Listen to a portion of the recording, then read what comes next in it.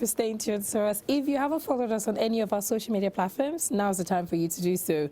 At Watch Tea or Coffee at High Impact TV and at High Impact TV UK is where you should go if you want to get BTS. I like to call it BTS of everything that happens on the show, and we always have creative content for you right there on our social media platforms. Conversation we started this morning was on fuel scarcity, but then we're highlighting a story that we found online of a woman that shared petrol at her event.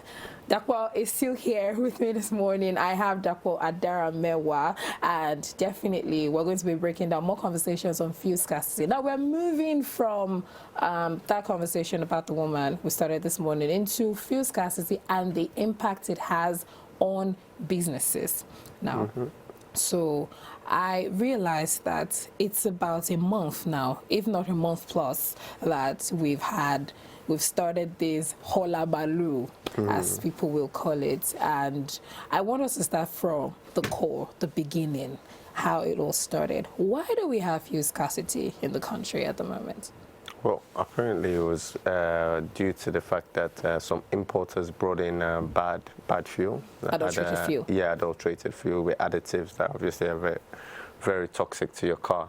And so I think that just led to a whole spiral because obviously it was a big bulk that came in with that problem and that had to be sent back. And so it just disrupted the supply chain. And I don't know why, but we still haven't recovered more than, it feels like all year actually. You know, obviously it happened in February, start of the year really. Yeah. But it feels like the last time I was getting fuel freely was last year. Yeah, I mean, technically, yes. About a month into the new year, so because it's still the new year. Yeah, it's still like, you get, yeah. It's painful. The way you say the painful madly is cool, but it's very painful because so many people struggle day in, day out to get fuel. I mean, you and I were still having a conversation on, okay, so where am I going to get fuel this morning and all of that? And it feels like calculation. Like, okay, I got it here yesterday at 2:55. Maybe when I go back there, they'll have it. They'll have. And nobody wants to stay in that long queue. Nobody wants to fight. Now what gets me is not even the long queue. What gets me is the hustle and bustle, because people are always angry when you see that, oh, you get to a filling station, we're waiting patiently, and when it's my turn, they lock the gates. Ha! That has happened to me twice. And my Nigerian jumped out. Like, look, I came out of the car. I was like, guy, I beg. Not even try this with me because I was so upset. We've been there for 2 hours, and you know, my friend was driving, and we're there for 2 hours, and when it was our turn, they just locked the gates and said, we're sorry, but you have to come back. Lie. You will open it for me, oh, no, and all. And then, you know, there was another time where we were somewhere, and then they asked us to pay before we got into the filling station. That's standard now. It's a standard now? Yeah, it's pretty standard. I mean, someone put it on Twitter one time and said, I get to a filling station now and they asked me to pay 2,000 naira. Please, who is performing? Petrol. Like, is it a concert? Yeah. Or sometimes, you know, I was seeing someone tell me that you get to a filling station and you've paid entrance fee, that you still have to tip the attendants before they allow you to buy fuel. What has happened? Like, why is this so much stressful? And no, so we made some research, and I have some questions when I read this research to you. Okay. So we actually get into the core of this conversation. All right.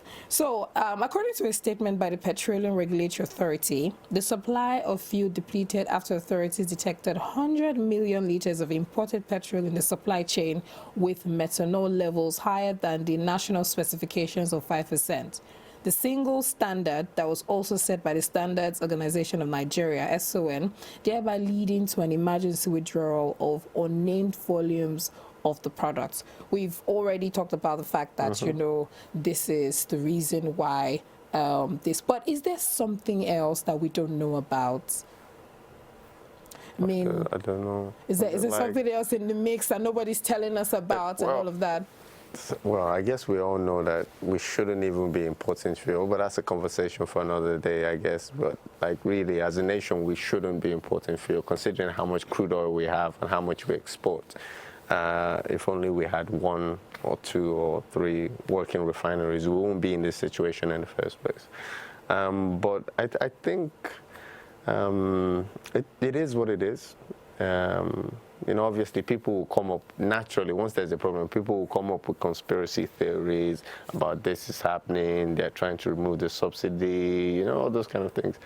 But there's no evidence to that fact, so I don't want to, you know, speculate too much. All right, so there's this other one that says the fuel scarcity has caused serious problems for vehicles across the country because, according to reports, PMS with high methanol levels seriously harms car engines, sometimes leading to its explosion. So who knows how many Nigerians who unknowingly bought the adulterated PMS are currently battling with their car engine. In fact, chairman of the Major Oil Marketers Association of Nigeria, Olumide Adeosun, said that there are 136 reported cases of damaged vehicle engines as a result of the contaminated fuel. So right now, we do not only have fuel scarcity problem, but also lots of possible car engine failure as well, of which some of these damaged vehicles are some people's major source of livelihood. Some patriots are suggesting that some form of compensation be given to the vehicle owners in terms of reduction in the pump price of PMS. What do you think?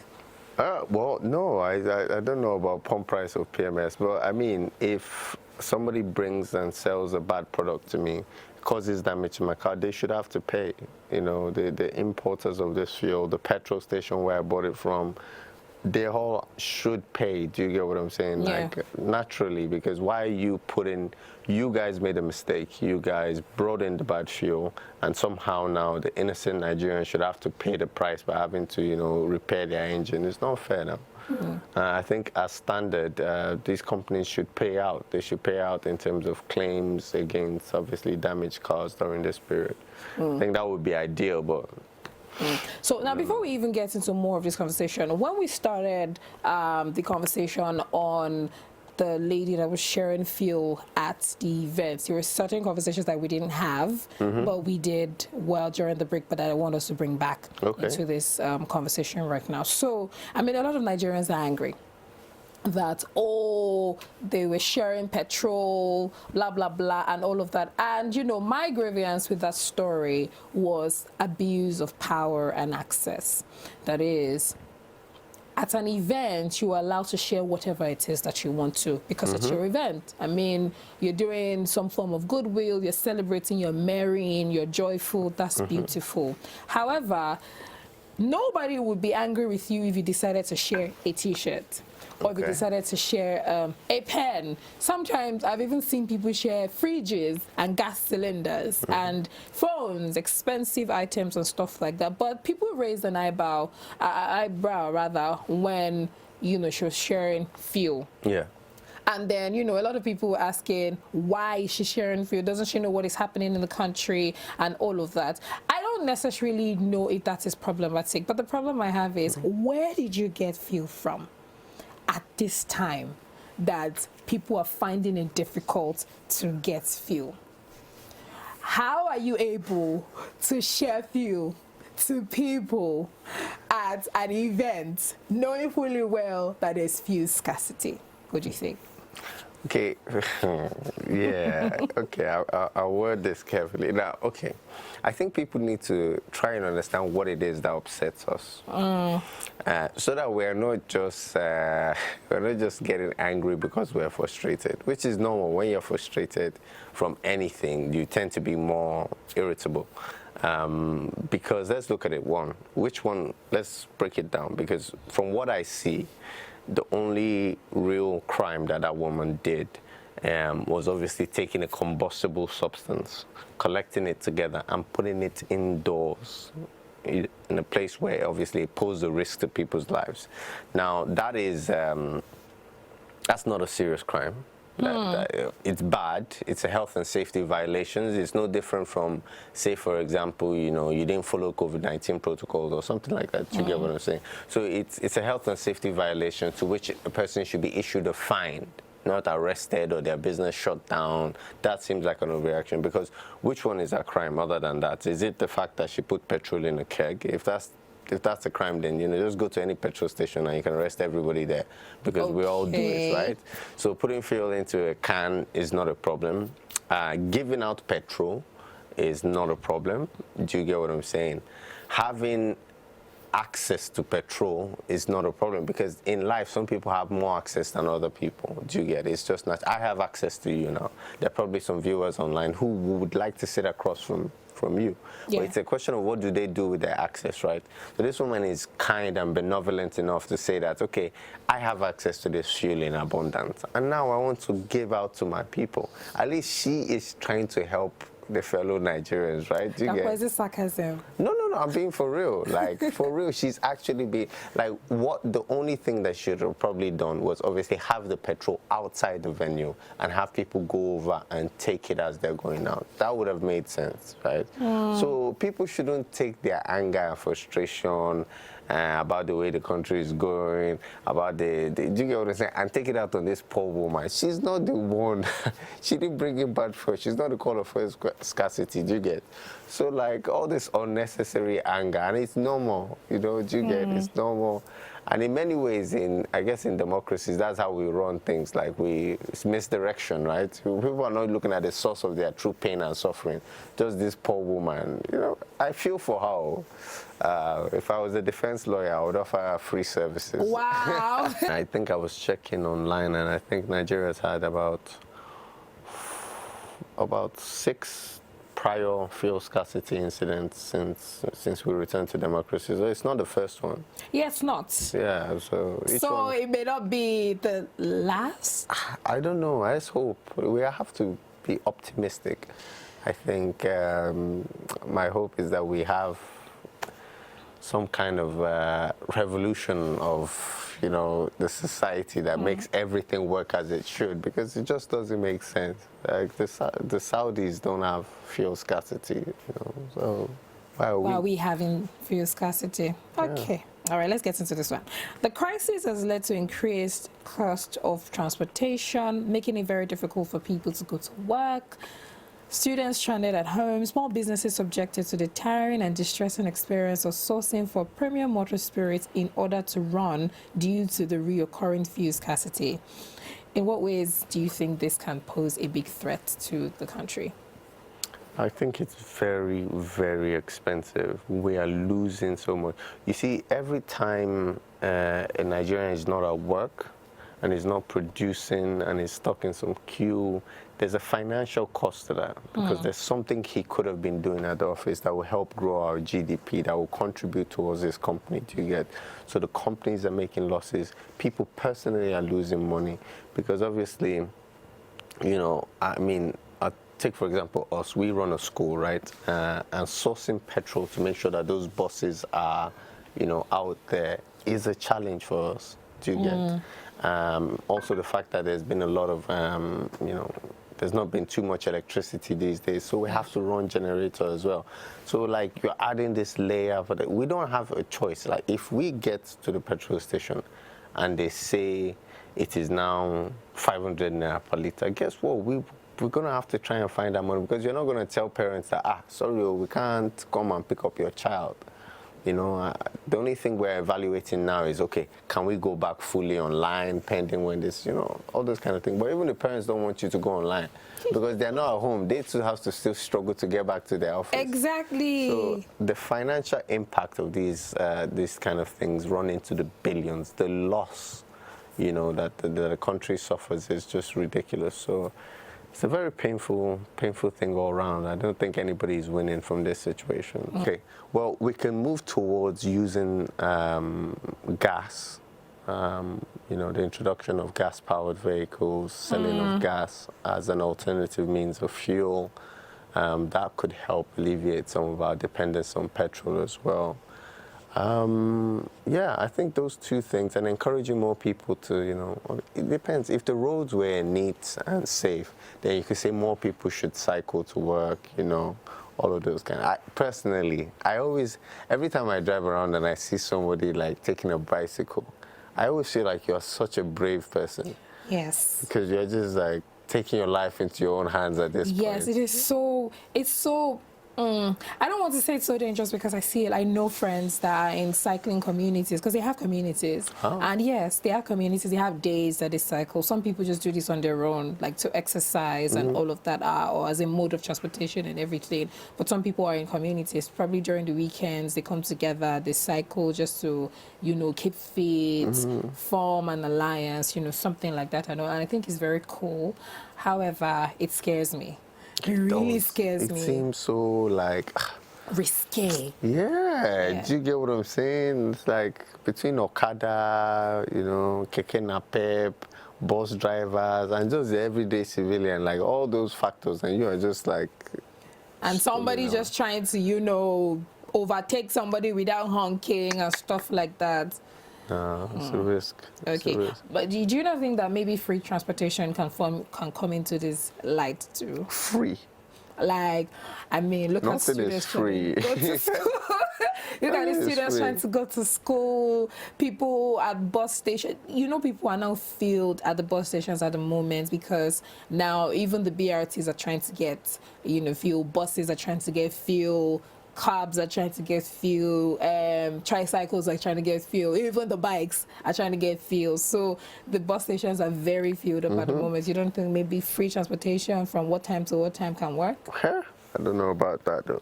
But I think ideally what we could hope for is if we could have a sense of community in this time and those who have, because most cars actually that you see on the road, most private cars have 1 or 2 occupants in it.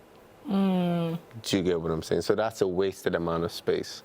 So I think if we were at a stage where, obviously personal safety isn't, obviously we have to recognize that. Yes. But if personal safety was not a worry, I would encourage people to try and carpool as much as possible. If there are people at your office who stay around you, at least people that a little bit, people in your neighborhood. Oh, where are you going? Okay, let me drop you in Ikeja. So we can have this sense of community at this time when we need each other the most, and give people a lift. Like sometimes I give people a lift as well, but I go with what my spirit says and also how the person dresses, because obviously, no offense, but if they look like they could pose a danger to me, I'm like, no. I don't want problems. Do you get what I'm saying? But if we have a shared sense of community at this time and we say, okay, how can we help each other and make these things easier? Yeah, we could give each other free rides. You're going that direction anyway, so adding one more person to the car is not going to make a difference. Yeah, so that could help. Yeah, you're right. Okay.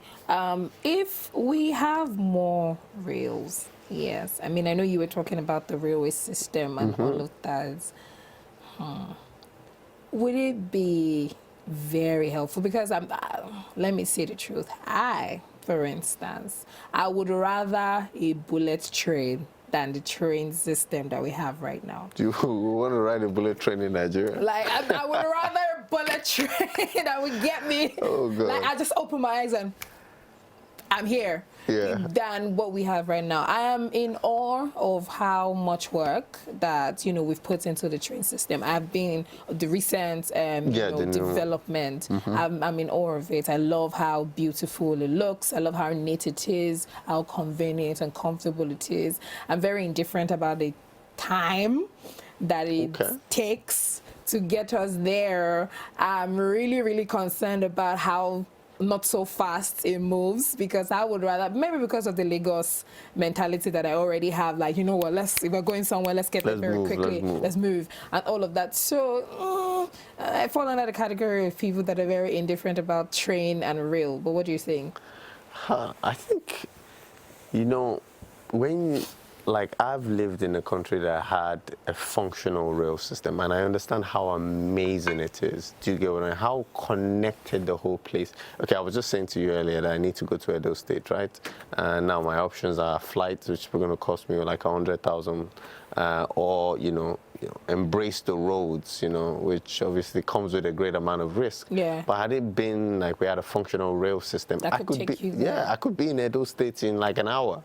Like, I could just go to the train station and I'm there. In an hour? It's not that far. And once you're going by train, if you have like a good rail system, right? Most places are about an hour, maybe 2 hours, 3 hours tops. Because okay, look at England now. To go from the north, or let's say from Scotland to all the way down the south, like London, right? That's like a 3-hour train, I think. Do you get what I'm saying? So that's all the entire length of the country, right? So if we had a functional rail system, not just a rail system interstate, but big states like Lagos with a high population should have its own like network rail. And I know Lagos has been building a rail system for 14 years or something like that. You know, when will it be finished? Let's hope it's finished. But if it is finished, it makes a difference. Like it really, really does. It takes more and more people off the road. Somebody once said that the mark of a progressive society is when the wealthy are willing to take public transportation. Okay. Do you get what I'm saying? Because in Nigeria, as it stands, nobody who has an option takes public transportation. But if you lived in a city like London, no matter how much money you have, it's just simply easier, faster to take the underground than for you to drive. Whether you're driving a Bentley, whatever it is far easier. So you have to get your public network system to that point where people want to take it. Not just that, you know, once I have money now, I'm buying my car and getting out of this. But it has to be so smooth. If you get there, I think will make a whole lot of difference. The roads will be free as well. It's like Lagos, I think over Christmas, usually it's a bit light, you know, around Christmas, everybody has gone back to their village. You know, that's when you realize that, you get to wherever it is that you want to get to in no time. Yeah, it's all like 25 minutes, like, you know, and you realize Lagos is actually not that big. Surface-wise, it's very small. It's just a navigating problem. Okay, yeah. I think we just hope really that, you know, this fuel scarcity conversation is sorted easily because of the impact that it has on businesses at the moment. A lot of people, especially SMEs, are struggling at the moment. I mean, we already have the power conversation. If there was power, it would not be as deep, but then, you know, there is no power per se, so you have to find an alternative. The alternative is now scarce. That's just hard, and food has to be put on the table. And I like what you said, where, you know, the amount of minutes that people spend on that queue is the amount of billions that we're losing. Yeah, that's a lot. Wasted resources. That's a lot. Yeah. Okay.